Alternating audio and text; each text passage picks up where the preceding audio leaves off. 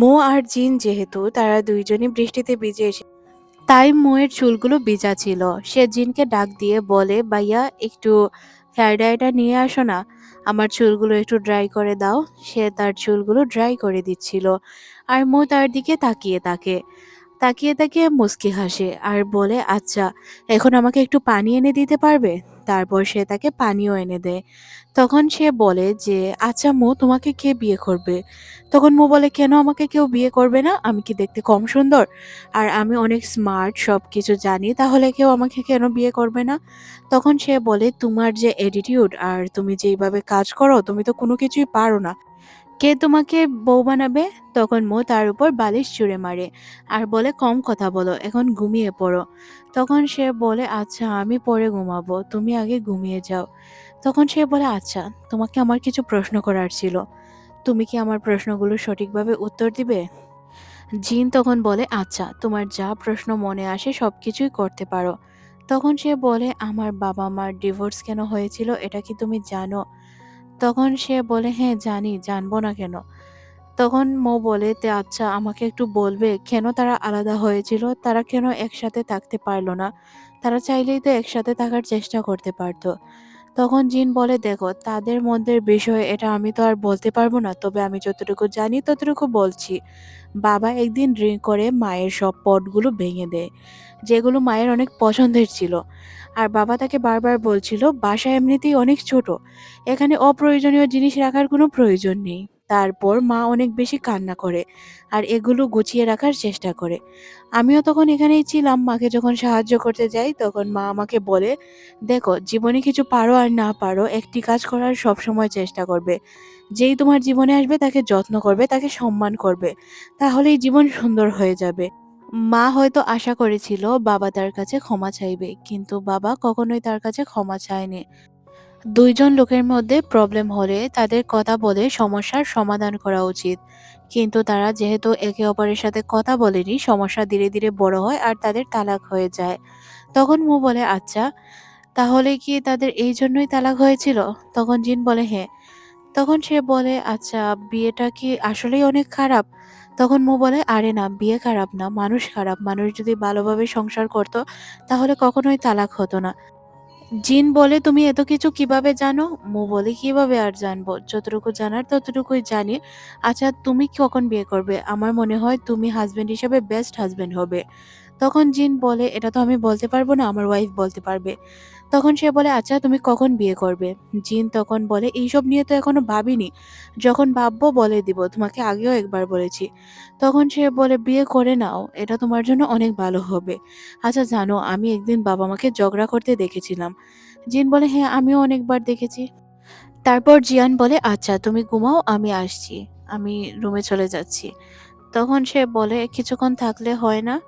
জিন বলে, না তুমি ঘুমাও। তারপর সে জিনের কথাই ভাবতে থাকে। এদিকে আমরা জিনকে বেলকনিতে বসে থাকতে দেখি। সেও মুয়ের কথা ভাবছিল। ভাবছিল যে পিচ্ছি একটা মেয়ে, তাকে আমি আমার সাথে দেখেছি, জন্মের পর থেকে বড় করেছি, কিন্তু সে বড় হওয়ার পর এতটা প্রিটি হবে এটা আমি কল্পনাও করতে পারি না। তার অতীতের প্রত্যেকটি কথা মনে পড়ে যায়, কিভাবে মো তার সাথে দুষ্টুমিষ্টি আচরণ করে বা তার পিরিয়ডের সময় কি কি সে করেছিল, বলতে এ টু জেড সবকিছু মনে করতে থাকে। আর বলে যে, তুমি আমার, তুমি কখনোই অন্য কারো হতে পারো না। যতদিন তুমি আমার কাছে আছো তুমি যেভাবে ইচ্ছা ওইভাবেই থাকতে পারো, আমি তোমাকে কখনোই ডিস্টার্ব করব না, তোমার মতো করেই আমি তোমাকে মেনে নিব। তারপর সে মোয়ের রুমে যায়। মোয়ের রুমে গিয়ে দেখতে পায় মো ঘুমিয়ে রয়েছে আর ঘুমের মধ্যে সে বিড়বিড় করছিল। বিড়বিড় করে সে কথা বলছিল যে, আমি তোমার জন্য অনেক বড় একটি সারপ্রাইজ প্ল্যান করে রেখেছি, যেটা তুমি নিউ ইয়ারের দিন পেয়ে যাবে। জানি না তোমার কেমন লাগবে, পছন্দ হবে কিনা, তুমি অ্যাকসেপ্ট করতে পারবে কিনা, তবে আমি জানি আমি আমার চেষ্টাটা দিয়ে তোমাকে খুশি করার চেষ্টা করব। সিনটি এখানে কাট হয়ে আমাদের লিন এবং লিয়ানকে দেখানো হয়। লিয়ান আসে লিনের কাছে আর বলে যে, দেখো যেই ভিডিওটি আমি তোমাকে দিয়েছিলাম ওইটাকে ডিলিট করো। তখন সে বলে যে, কোন ভিডিওর কথা বলছো? তখন লিয়ান বলে যে, দেখো লিন, তুমি যে আমার ওই দিন ভিডিওটি করেছিলে ওইটা ডিলিট করে দাও, কারণ তোমার কথা অনুযায়ী আমি প্রত্যেকটি কাজ করে দিয়েছি। তারপর আমরা দেখতে পাই জিয়ানের কাছে ওই ভিডিওটি পাঠানো হয়। আপনাদের কি মনে আছে ওই দিন লিন ভিডিও করেছিল লিয়ানকে দিয়ে, আর ওই ভিডিওটাই মূলত সে জিয়ানকে দিয়েছিল। জিয়ান বলে তুমি কি চাও? তখন সে বলে কেন তোমার কি মনে হয় আমি কিছু চাই? তখন সে বলে যে তুমি ময়ের কাছ থেকে দূরে থাকো। তখন সে বলে আমি জানি তুমি মিষ্টি পছন্দ করো না, বলো কি খাবে? আর ময়ের প্রতি আমার কোনো ইন্টারেস্ট নেই। তখন সে বলে তাহলে তুমি এইসব ভিডিও কেন তৈরি করলে? তখন সে বলে তোমার সাথে শত্রুতা তাই। এক কাজ করো, তুমি চলো আমার সাথে রেস হয়ে যাক। তখন সে বলে না আমি রেস করতে চাই না। তখন লিন বলে তাহলে মিষ্টি খাও। তখন জিয়ান বলে যে না আমি মিষ্টিও খাই না। তুমি কি খাও তাহলে? তখন জিন বলে যে আমি সি ফুড খাই, চলো সমুদ্রে গিয়ে মারামারি করি। তখন লিন বলে না আমি সমুদ্রে যেতে পারবো না, তুমি আমার সাথে রেস করো। তখন সে বলে আমি রেস করতে পারবো না। তখন আবার লিন বলে তুমি কি জানো আজ মো আমার বোনের সাথে আছে, সে নানার সাথে একটি কম্পিটিশনে পার্টিসিপেট করেছে। এটা শুনে তো জিন আটকে যায়। আমি খুব ভালো করেই জানি তুমি ওই মেয়েটিকে ভালোবাসো। তখন সে বলে গাড়িতে উঠো। লি তখন বলে কি বললে? তখন জিন বলে যা বলেছি তাই করো। তখন সে তার গাড়িতে উঠে পড়ে আর তাদের মধ্যে রেস শুরু হয়ে যায়। রেস চলাকালীন তারা একে অপরের সাথে ফোনে কথা বলছিল। লি কিছুটা আগে চলে গেলে এখানে জিনের গাড়ি থেমে যায়। জিনের গাড়ি থেমে যাওয়ার কারণ ছিল এখানে রেড লাইট ছিল। সে এখানে বেইমানি করতে চায়নি, যেহেতু রেড লাইট জ্বলা ছিল তাই সেও এখানে দাঁড়িয়ে থাকে। তখন জিন বলে তুমি কেন দাঁড়িয়ে থাকলে? তখন লিন বলে কি করব, আমি বেইমানি করে কখনোই রেস জিততে চাই না। আমি তো শুনেছিলাম তুমি অনেক ভালো প্লেয়ার। তখন জিন বলে তুমি ভালো বুড়ার কি দেখেছো, রেস তো এখনো শুরু হয়েছে, পরবর্তীতে হয়তো দেখা যাবে। রেড লাইট খুলে গেলে সে তার গাড়ি নিয়ে কিছুটা আগে আসে। তখন লিনও তার গাড়ি ঘুরিয়ে ফেলে আর তারা দুইজন একে অপরের সাথে রেস করতে শুরু করে। কেউ আগে কেউ পিছে, এইভাবেই তো রেস হয় তাই না? কারো গাড়ি কখনো আগে যায় কারো পিছে যায়। একে অপরের সাথে গল্প করছিল পার্টস নিয়ে, যে গাড়িতে কার পার্টস কেমন বা পার্টস কোনটা ভালো কোনটা খারাপ। তখনই আমরা দেখতে পাই যে তার গাড়ি যখন আগে যেতে চায় তখন এখানে অনেকগুলো রিস্কা চলে আসে, যার কারণে সে যেতে পারে না। সে তো কম কিছু ছিল না। জিন বলে আমি জানি তুমি এসব করিয়েছ। তারপর সে অন্য একটি রাস্তা নিয়ে চলে যায় লিনের আগে। তখন সে তাকে বলে তুমি তো অনেক হুঁশিয়ার। তখন লিন বলে কি মনে করেছো আমাকে? আমি জানি তোমার গাড়িতে এই পার্টস রয়েছে যার কারণে তোমার গাড়ি অনেক ফাস্ট। তবে তাদের মধ্যে এইরকমই কম্পিটিশন চলছিল হাইওয়েতে। একজন আগে যাচ্ছিল তো একজন পিছে যাচ্ছিল, এখন টার্ন করার পালা ছিল। জিনের তখন মনে পড়ে যায় তার বাবার কথা। তার বাবা তাকে বলেছিল কিভাবে কি করতে হবে। যখন তার টার্ন করতে হবে তার 2 মিনিট আগে যেন সে ওই জায়গায় পা রেখে দেয়, যাতে সে খুব তাড়াতাড়ি টার্ন নিতে পারে আর তার টার্ন নেওয়াতে বোঝাও যায় না, তার গাড়িরও কোনো ক্ষতি হয় না। সে ওই অনুযায়ী কাজ করে। তারপর আমরা দেখতে পাই যে একের পর এক রাস্তা দিয়ে তারা যাচ্ছিল আর একে অপরের সাথে পার্স নিয়ে সবকিছু নিয়ে কথা বলছিল। তারপর লিন এমন একটি রাস্তা দিয়ে যাচ্ছিল যেখানে ফুল পড়েছিল। এখানে লিন খুব আরামসে যেতে পারলেও জিনের অনেক কষ্ট হয়, কারণ তার গাড়িতে অনেক পার্টস ভালোভাবে ছিল না, যা লিন খুব ভালো করেই জানতো। তারও খারাপ লাগে কিন্তু সে কিছু করতে পারে না। এখানে সে তাকে জিজ্ঞাসা করে আচ্ছা তুমি ওই মেয়েটিকে পছন্দ করো তাই না? তাছাড়াও তোমার যে ওই যে ড্রাঙ্ক একটি লোক রেস্টুরেন্টের, তার সাথে তোমার কি সম্পর্ক? সে বলে এইসব না হয় পরে বলা যাবে। জিন একটি পাতলা গলি দিয়ে যাচ্ছিল। জিনকে দেখেই সবাই বুঝতে পারে যে এখানে কম্পিটিশন হচ্ছে, তাই একটি লোক লিনের গাড়িতে পানি ফেলে দেয়। তখন লিন বলে আমি জানি এই কাজটি তোমার। জিন তখন মুচকি হাসে। তারপর আমরা দেখতে পাই তারা ওই জায়গাটিতে চলে আসে যেখানে তাদের ট্রান নিতেই হবে। এখানে তাদের অনেকক্ষণ অপেক্ষা করতে হবে, এই জায়গাটি দিয়ে অনেক সময় অনেক ট্রাক যায়, তাই তারা একই জায়গায় দুইজন থেমেছিল। দুইজন একই জায়গায় অনেকক্ষণ অপেক্ষা করার পর জিন বলে চলে গিয়েছে ওই ট্রাকগুলো। তাহলে চলো আমাদের রেস শুরু করা যাক। তারা আবারও রেস শুরু করে। এখানে জিন আগে যায় আর লি তার পিছু করতে শুরু করে। এক পর্যায়ে আমরা জিনকে দেখতে পাই তার গাড়ি তো পুরো ইউটার্ন নিয়ে নেয়, তাও আবার সে ট্রাকের সামনে দিয়ে। এটা দেখে লি বলে তুমি তো এখন রেসারদের অপমান করছো, এটা তো তুমি ঠিক করোনি, তুমি এক প্রকারের রেসারদের অপমান করছো। তখন সে বলে ও সরি, আসলে এটা আমার দ্বারা ভুল হয়েছে, আমি বুঝতে পারিনি এমনটি হবে। তাহলে চলো আমি চলে যাচ্ছি, তুমি থাকো। তখন লি বলে যে আমি তোমাকে কিছু বলতে চাই, তুমি কি আমার সাথে আমার টিমে পার্টিসিপেট করবে? আমি খুব ভালো করেই জানি তুমি অনেক ভালো রেসার, আর আমার বিশ্বাস তুমি আমার সাথে খেললে আমি অনেক ভালো খেলতে পারবো। জিন বলে থাক, এইসব আমার একদমই পছন্দ না। কিছুদিন পর এমনিতেই আমি এসব ছেড়ে দিব, তুমি তোমার মতো এনজয় করো, আমি চলে যাচ্ছি। এখানে লি তার পিছু করতে পারে না, যেহেতু এখনো ট্রাক আসছিল, তাই সে এখানেই থেমে থাকে আর জিন কোথাও চলে যায়। এদিকে আমরা নানাকে দেখতে পাই আজ নানার ব্র্যান্ডের একটি প্রোগ্রাম ছিল, সে প্রোগ্রাম অ্যাটেন্ড করে। তারপর সে বলে এখন আমার বান্ধবী একটি অনেক সুন্দর গান গাইবে। তখন সে বলে জিন এখনো আসেনি, যার জন্য আমি গান রেডি করেছি, সে না আসলে কিভাবে গাইবো বলো। তখন সে বলে আচ্ছা শুরু করো, জিন চলে আসবে। তখনই আমরা দেখতে পাই এখানে জিন চলে আসে। এটা দেখে নানা বলে আচ্ছা এখন তো তোমার গান গাইতে কোনো প্রবলেম হবে না, তাই না? মৌ তখন গান শুরু করে দেয়। সে এমন টাইপের গান গাচ্ছিল যে আমি তোমাকে অনেক ভালোবাসি, যেটা বলে বোঝানো সম্ভব নয়। তুমি কি আমার চোখের ভাষা বোঝো না? আসলে আমি গান তেমন পারি না, তাই আর গাইলাম না।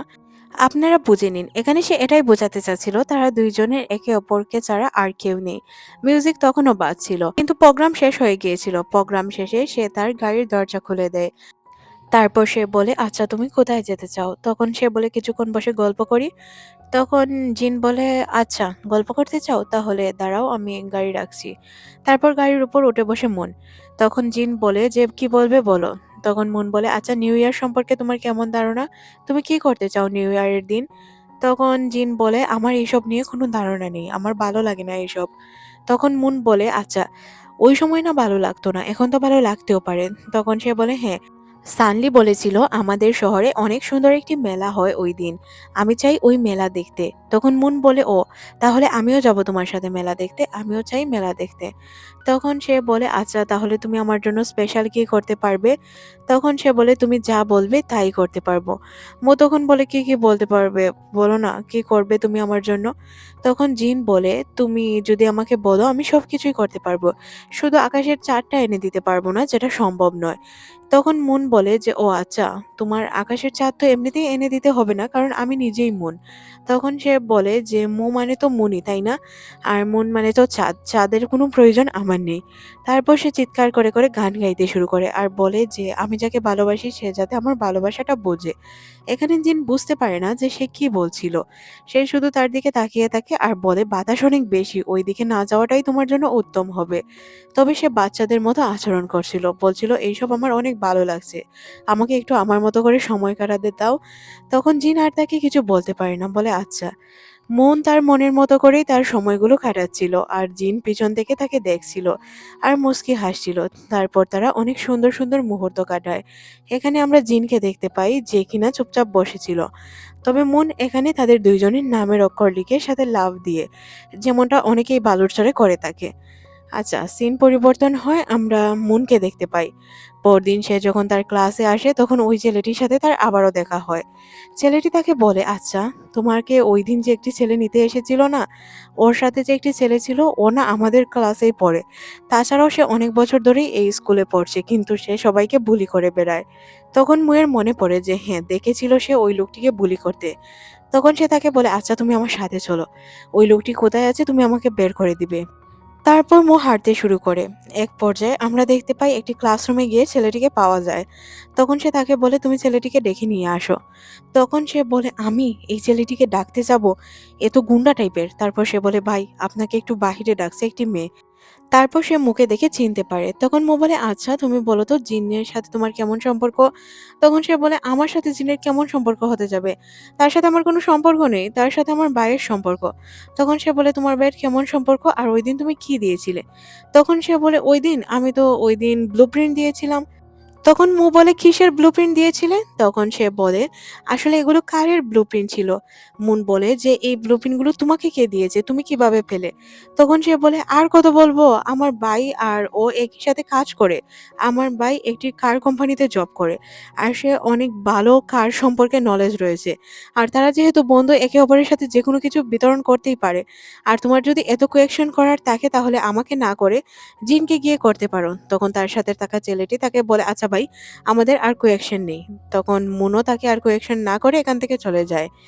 এদিকে আমরা জিনকে দেখতে পাই যে কিনা ওই ব্লুপ্রিন্ট গুলোই দেখছিল আর সে ঠিকঠাক ভাবে কাজ করার চেষ্টা করছিল। তখন এখানে মুন চলে আসে আর তাকে বলে কি করছো, ব্লুপ্রিন্ট গুলো দেখছো যেগুলো তোমাকে ওই দিন ওই ছেলেটি দিয়েছিল? তখন জিন বলে তোমাকে কে বলেছে? তখন মুন বলে আমি অনেক বড় হয়েছি, তাই প্রত্যেকটি বিষয়ে আমি একটু তদন্ত করে রাখি, এটা কি ভালো কাজ নয়? তখন সে বলে হ্যাঁ ভালো কাজ, এখন যাও গিয়ে ফ্রেশ হয়ে নাও, এত মাতব্বরি করার কোনো প্রয়োজন নেই।